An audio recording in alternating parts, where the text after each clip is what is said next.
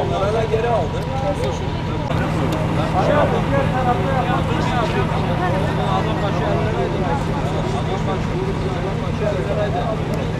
Niye veriyorsun? Vereceksin. Abi 30 başı düşmüyor. Adam. Tabii yaşlı canlı.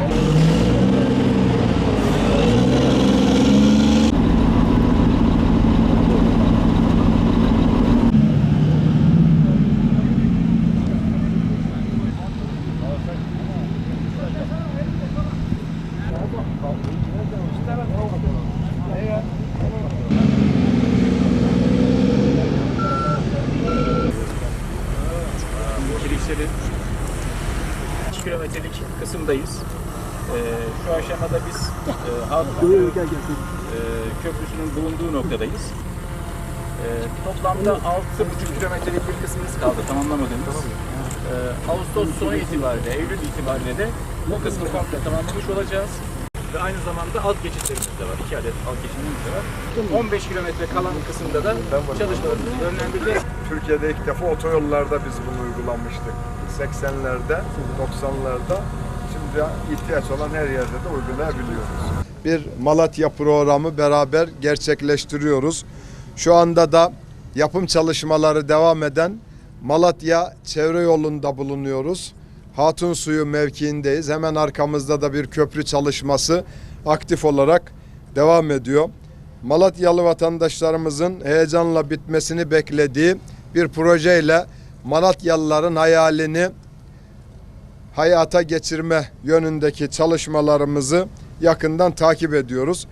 Malatya'mız günümüzde kara, hava ve demiryolu ulaşım ağlarını buluşturan konumuyla 16 ilin geçiş noktasında bölgenin ekonomik ve sosyal merkezi konumundadır. Karadeniz limanları ile Kuzey Anadolu şehirlerini güneydeki endüstri merkezlerine ve Akdeniz limanlarına ulaştıran karayolu güzergahlarımızın kesişim noktasında stratejik bir konumda bulunmaktadır. Bu nedenle Malatya'nın ulaşım ağlarının gelişmesine ayrı bir önem atfediyoruz. Son 22 yılda Malatya'nın ulaşım ve haberleşme altyapısına tam 76 milyar 302 milyon liralık yatırım yaptık.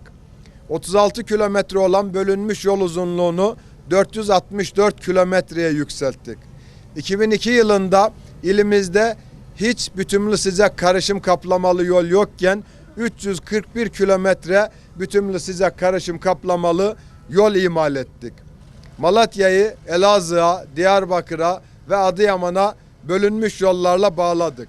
Malatya Gölbaşı yolundaki sarp uçurumlarıyla ve buzlanmasıyla sürücülerin korkulu rüyası olan Erkenek Tüneli'ni bitirerek hizmete açtık. 123 metre uzunluğunda çift köprü, 660 metre uzunluğunda Kömüran Köprüsü'nü ve bağlantı tünelini bitirerek yine trafiğe açtık. Malatya-Sivas yolundaki Tohma Köprüsü gibi önemli bir karayolu projesini de hayata geçirdik. Şu anda Malatya'da bizleri bir araya getiren çevre yolumuzla birlikte yaklaşık 30 milyar lira proje tutarıyla 10 ayrı karayolu projesinde de çalışmalarımıza devam ediyoruz. Değerli basın mensupları, Malatya Çevre Yolu ağır tonajlı taşıt trafiği ve transit geçişlerden dolayı kapasitesinin üzerinde hizmet veren şehir merkezinden geçen mevcut yolda yaşanan trafik yoğunluğunu azaltması bakımından şehrimizin gelişimi ve trafik güvenliği için çok kıymetli bir proje. Bütünlü sıcak karışım kaplamalı bölünmüş yol olarak inşa ettiğimiz çevre yolumuzun toplam uzunluğu 53,5 kilometredir. Projemiz kapsamında 13'ü köprülü kavşak olmak üzere toplam 23 adet köprüyü de inşa ediyoruz. 26,1 kilometrelik birinci etabını 2 Nisan 2022 tarihinde hizmete açtığımız çevre yolumuzda 31,7 kilometrelik kesimi ve 1561 metre uzunluğunda 4 adet köprüyü tamamladık. Bu yıl içerisinde de 6,5 kilometrelik yolu daha ve 301,5 kilometre uzunluğunda 3 adet köprüyü de tamamlamayı hedefliyoruz. İnşallah önümüzdeki Ağustos sonu itibarıyla bu 6,5 kilometrelik kesimi de tamamlayarak 12,1 kilometre uzunluğundaki ikinci etabı da bitirmiş olacağız. Böylece Battalgazi kavşağına kadar toplam 38,2 kilometrelik kesimi trafiğe açmış olacağız inşallah. Tabii kalan 15,3 kilometrelik kesim için de en kısa zamanda çalışmaları hızlandıracağız ve hızlı bir şekilde de devam edeceğiz. Yolun tamamının hizmete sunulmasıyla trafik pik saatlerinde geçiş süresi 60 dakikaya kadar çıkan şehir geçişini inşallah 25 dakikalık bir süreye düşürmüş olacağız. Böylece yolumuz ile zamandan 352 milyon lira, akaryakıttan 229 milyon lira olmak üzere yıllık toplam 631 milyon lira tasarruf sağlamış olacağız. Çevreye zarar veren araçların karbon emisyonunu 19.177 ton azaltarak doğanın korunmasına da katkı sağlayacağız. Ayrıca şehrin kuzeyinde bulunan organize sanayi bölgelerine ve yerleşim merkezlerine ulaşım da kolaylaşmış olacak. Ve elbette Malatya'daki turizm faaliyetlerinin gelişmesine katkı sağlayacak ve ticaret faaliyetlerini daha da hareketlendirecektir. Şimdiden hayırlı uğurlu olmasını temenni ediyorum. Değerli kardeşlerim, sizlerle Malatya'daki bir diğer önemli projemiz olan İkizce-TOKİ yollarındaki çalışmalarımızdan da bahsetmek istiyorum. Bildiğiniz üzere geçen yıl 6 Şubat insanlık tarihinin en yıkıcı afetlerinden birisini yaşadık. Yaklaşık 14 milyon insanımızı doğrudan etkileyen Kahramanmaraş merkezli depremler hepimizi derinden üzdü. Bu vesileyle bir kez daha depremlerde hayatlarını kaybeden kardeşlerimize rahmet, yakınlarına da başsağlığı diliyorum. Depremlerden etkilenen bölgelerde şehirlerimizin eskisinden daha ileriye taşıyabilmek için çalışmalarımızı gayretle devam ettiriyoruz.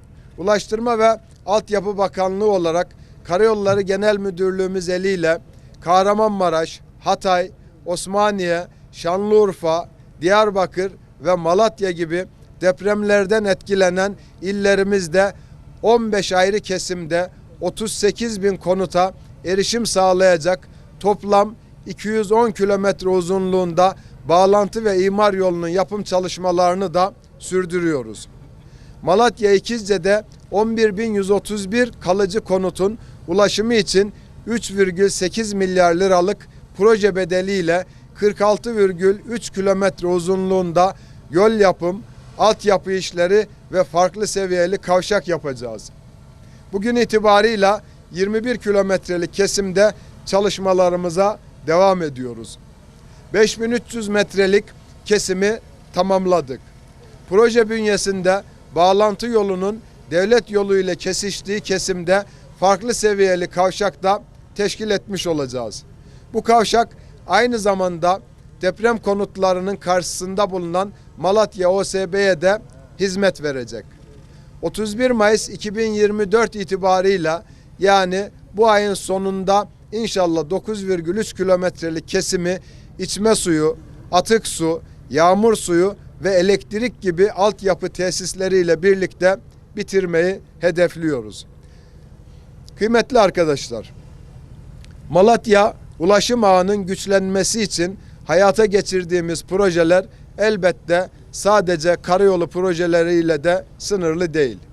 2005-2009 yılları arasında Malatya Havalimanı mevcut terminal binasının hizmet seviyesini daha da artırması adına aks ilaveleri yaparak mevcut kapasiteyi 1.200.000 yolcu kapasitesine yükseltmiştik. Ama Malatya'da havayolu ulaşımına yönelik yolcu talebinin artması ve yolcu hizmetinde istenen hizmet kalitesine ulaşılabilmesine yönelik yeni bir terminal binası ve tamamlayıcı yapıların inşaatına da başladık. Projemiz tamamlandığında Malatya Havalimanımızın 8.814 metrekare olan iç ve dış hatlar terminal binasının büyüklüğünü 26.765 metrekareye yükselteceğiz. 1.200.000 olan yolcu kapasitesini de 2,5 milyon yolcuya çıkarmış olacağız. Hiç şüphesiz yeni terminal binası ve diğer tamamlayıcı tesisleriyle Malatya havayolu taşımacılığı ve trafiğinde çok daha önemli bir konum üstlenecektir. Malatya'nın demiryolu ağlarını geliştiriyoruz. Mevcut konvansiyonel hattın komple bakımını yaptık ve yeniledik. Malatya OSB Yazlak iltisak hakkı işini bitirdik. Malatya Narlı arasında da çift hatlı hale getirilmesiyle ilgili kuzey-güney aksındaki yüklerin demir yoluyla taşınmasında kapasite artışı olacak. Ayrıca burada yeri gelmişken demir yolları ile ilgili yeni bir gelişmeden de sizlere bahsetmek istiyorum. 19 Nisan'da aynı Turistik Doğu Ekspresi gibi Turistik Diyarbakır Ekspresi seferlerini başlattık. Bu trenimiz Ankara-Diyarbakır seferinde Malatya'da 3 saat durarak yolcuların Malatya'yı gezmesine de imkan sağlıyor. 180 kişi kapasiteli bu trenimiz 14 Haziran'a kadar her cumartesi sabahı Malatya'ya uğrayacak ve şehrimizin Turgut Özal Anıevi, Fotoğraf Makinesi Müzesi, Radyo Gramofon Müzesi ve Buğday Müzesi gibi önemli turistik merkezlerini gezerek ticari faaliyetlerin artmasına da vesile olacak. Malatya kısıtlı zamanlara sığdırılacak bir şehrimiz de değil elbette. Ulaştırma ve Altyapı Bakanlığı olarak Malatya'nın gelişimi ve büyümesi için çalışmalarımıza hızla devam edeceğiz.